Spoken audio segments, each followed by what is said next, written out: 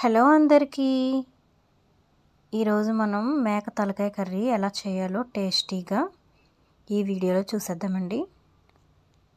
మేక తలకాయ ముక్కల్ని శుభ్రం చేసుకొని దాంట్లో పసుపు, సాల్ట్, వాటర్ వేసుకొని ఉడికించుకొని పక్కన పెట్టుకోవాలి.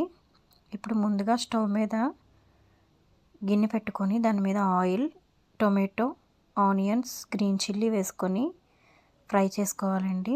ఆనియన్స్ బేగా మగ్గడం కోసం సాల్ట్ వేసుకొని ఫ్రై చేసుకోవాలి.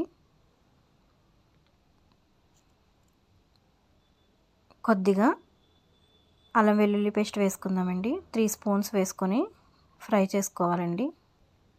కొద్దిగా ఫ్రై అయిన తర్వాత మటన్ పీసెస్ బాయిల్ చేసి వేసుకోవాలండి.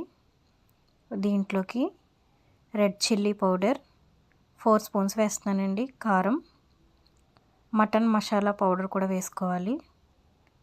వేసుకొని బాగా పీసెస్కి పట్టేలా కలుపుకోవాలండి.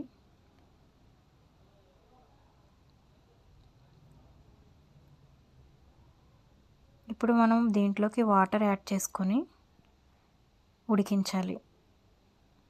ఇలా కుక్ అయిన తర్వాత కొద్దిగా బ్రెయిన్ వేసుకోవాలండి. వేసిన తర్వాత అస్సలు మనం గట్టి పెట్టకూడదు.